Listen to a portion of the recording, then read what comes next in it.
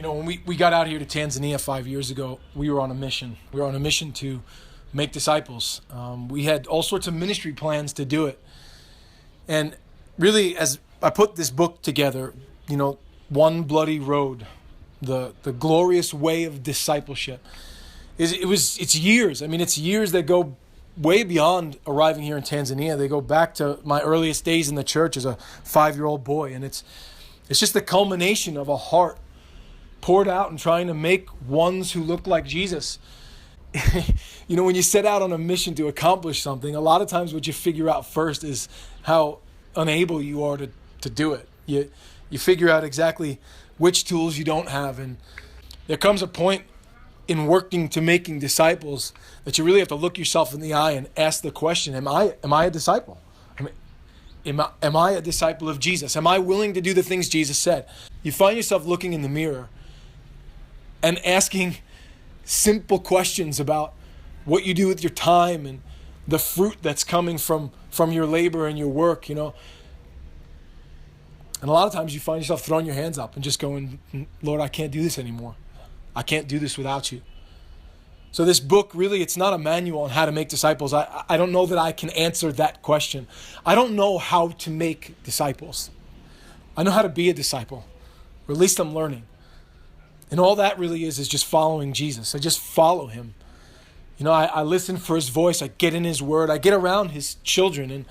And I get close to him. I get into his presence. I feel his heartbeat. I listen to him speak. I watch him move. And I try to do the same things.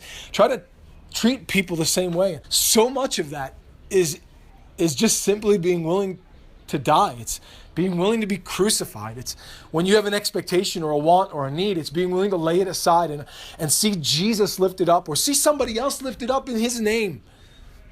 When we try to harness that and we try to turn it into a program, you lose something.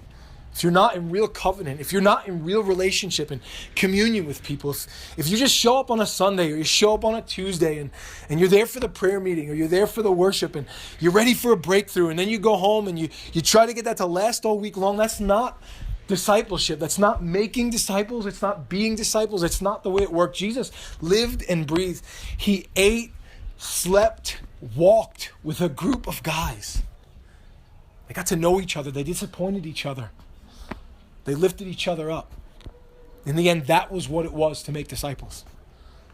It was to be one, under the one. It was to be together in union, by the unity of the Spirit. When their cultures, when their backgrounds, their jobs, their professions, their status didn't mix, it didn't mingle, it didn't make sense.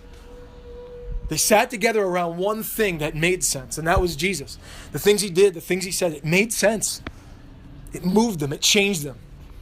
And they went after it. And when they failed, the moment of his crucifixion, when they found themselves scattered and broken, he came back and he lifted them up. He spoke life back into their very being. That's the walk of a disciple. Death, resurrection, crucifixion, redemption. One bloody road, that's what it is. This walk. It's just this bloody walk where we find our flesh being beaten and crucified and stripped. And we just find ourselves pursuing him. And we do it with each other.